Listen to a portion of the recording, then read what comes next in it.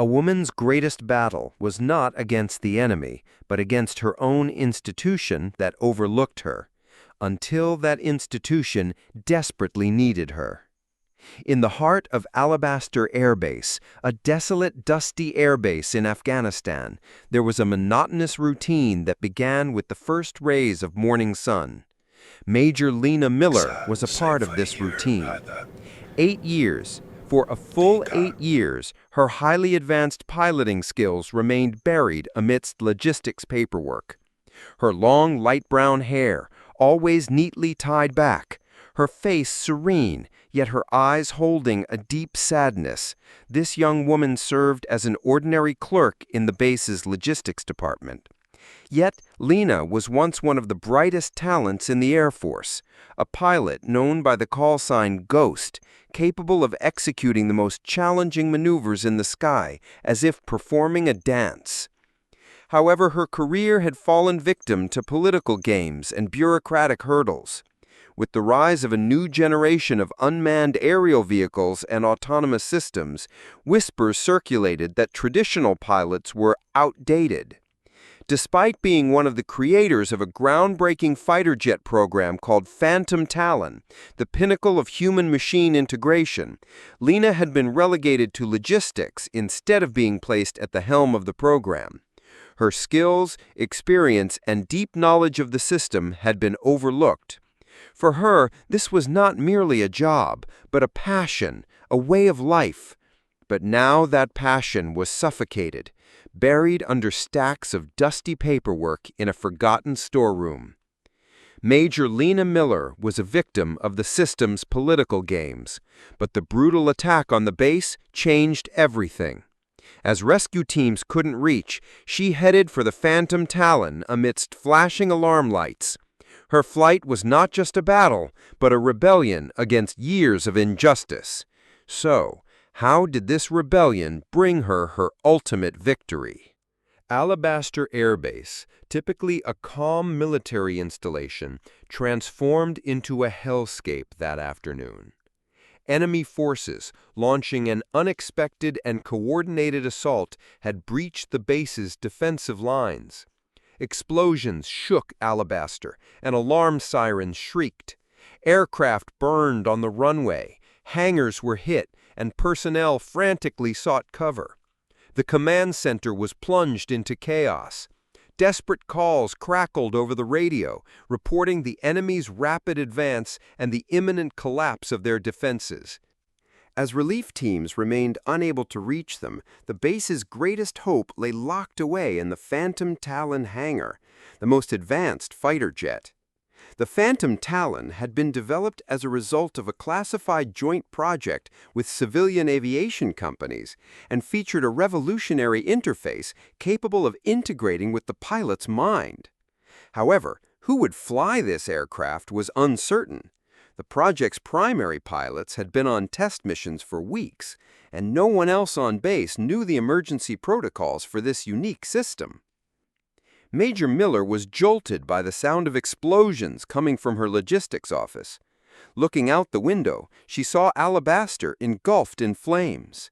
Her eyes fixed on the heavily damaged Phantom Talon hangar in the farthest corner of the base.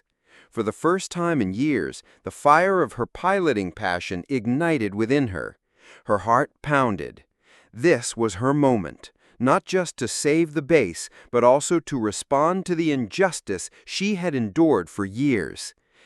Without notifying anyone, without seeking anyone's approval, Lena ran through flames and smoke toward the hangar. Guards were fleeing, personnel were in a panic. Lena frantically tried to enter the emergency codes to open the hangar's heavy door. After a few failed attempts, she found the correct combination, and the doors groaned open. Inside, the Phantom Talon, with its gleaming metallic body, stood like a predator. She climbed into the cockpit. Every button, every dial was like a familiar melody she had known by heart for years. As her finger went to the ignition button, the engines roared to life, accompanied by flashing alarm lights and the frantic radio calls. "Panic! Enemy breach the base!" The Phantom Talon became one with her. An instantaneous connection was established between her mind and the aircraft systems. This was not just a machine, it was an extension of her will. The command center was stunned by a new friendly signal appearing on their radar. Phantom Talon? Who's flying that plane? Unauthorized takeoff. Colonel Thorne snatched the radio. Phantom Talon, who is this? Return immediately. I repeat, unauthorized takeoff. But only one word came through the radio. Ghost. This was Lena's old call sign. Colonel Thorne's face turned ashen. He couldn't believe it. Was that Lena Miller? The single word ghost on the radio sent a shockwave through the Alabaster Airbase command center. Colonel Thorne, clutching the radio, realized that a phantom he thought he had lost years ago had reappeared. Was that Lena? He murmured, his voice filled with astonishment. But there was no time for questions. The base was under a deadly assault.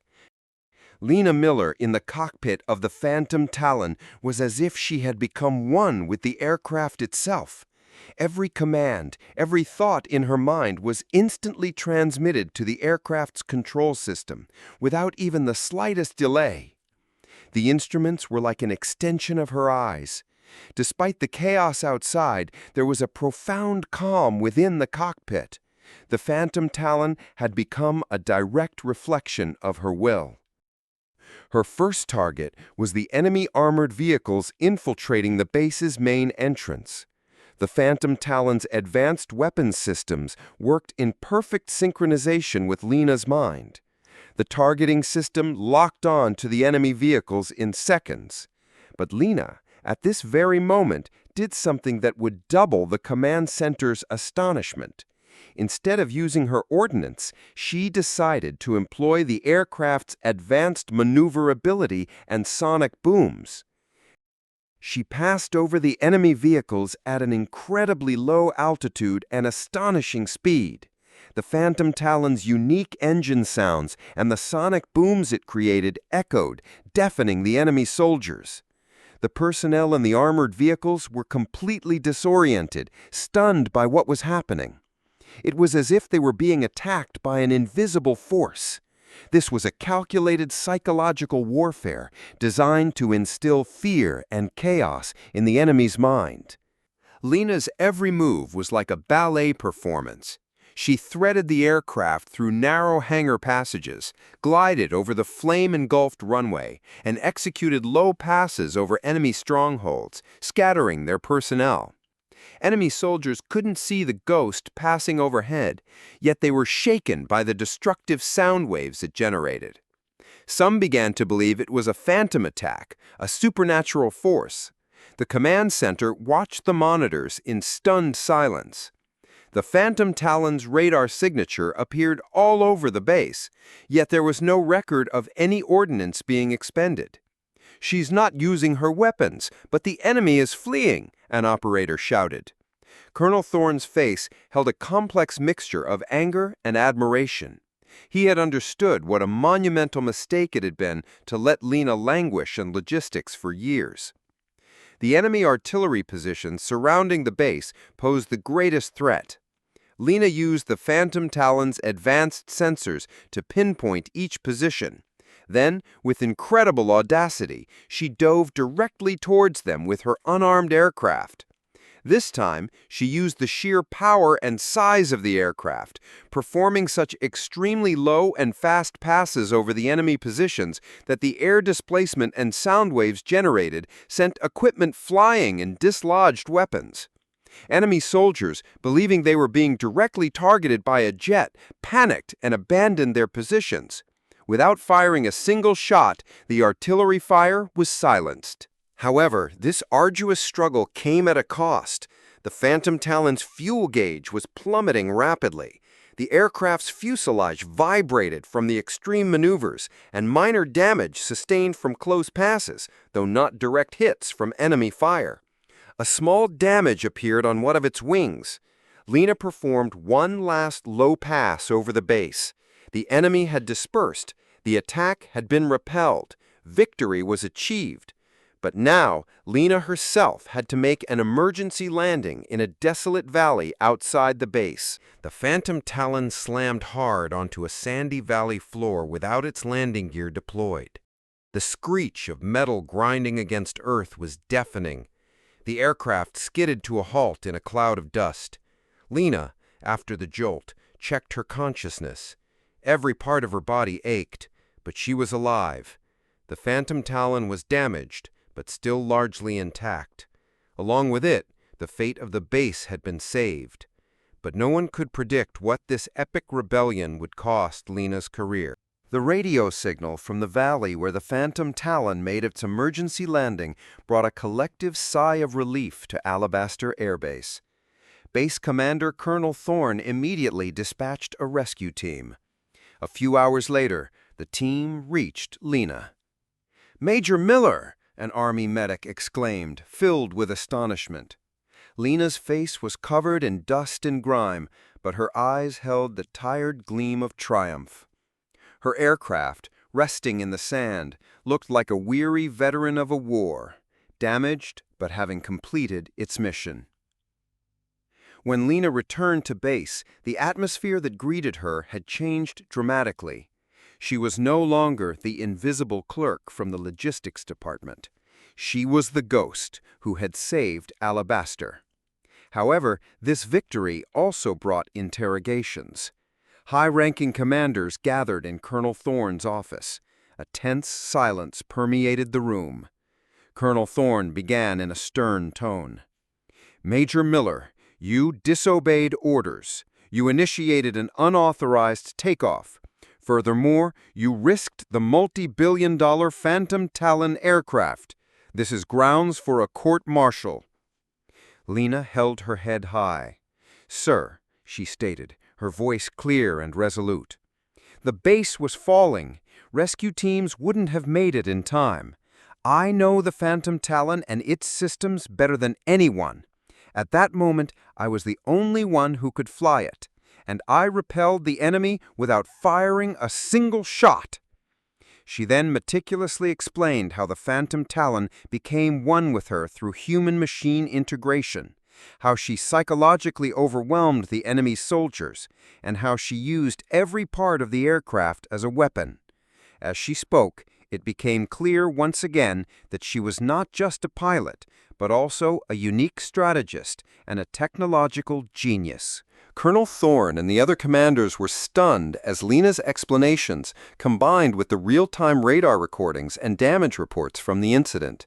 It was confirmed that enemy positions had been abandoned, convoys rescued, and the base's defenses remained intact. There were no signs of a direct firefight. The enemy had simply panicked and dispersed at Lena's mere presence. After a long silence, Colonel Thorne took a deep breath. "Major Miller," he said, his voice filled with admiration, "I cannot comprehend how bureaucracy managed to overlook you for 8 years. But that ends now." Instead of a court-martial, Lena was presented with a historic offer. She would be placed at the head of the Phantom Talon program, not just as a pilot, but as the program leader and the commanding officer responsible for training the next generation of human-machine integration pilots. Tears welled up in Lena's eyes. Years of injustice, pain, and silent waiting had finally ended in the most unexpected way. Her rebellion had brought her ultimate victory. Major Lena "Ghost" Miller's story became a legend in the Air Force. She was no longer a forgotten clerk in the logistics department, but the mastermind and soul of the Phantom Talon program, who had defied bureaucracy and achieved the impossible. Her story demonstrated how corporate blindness can waste talent. Lena led a new generation of pilots, teaching them not only how to fly, but also how to push the system's boundaries, to do what was right despite bureaucratic obstacles, and to unlock the true potential of human-machine integration. Today, Major Lena "Ghost" Miller continues to be a silent guardian of the skies. Her story powerfully emphasizes that the greatest heroes don't always make headlines, that sometimes they wait in the shadows, And in the toughest moments, despite all prejudices, they unleash their true potential. She is not just a pilot. She is a living symbol of a silent talent turned rebellion, of courage transcending bureaucracy, and of the seamless integration of human and technology.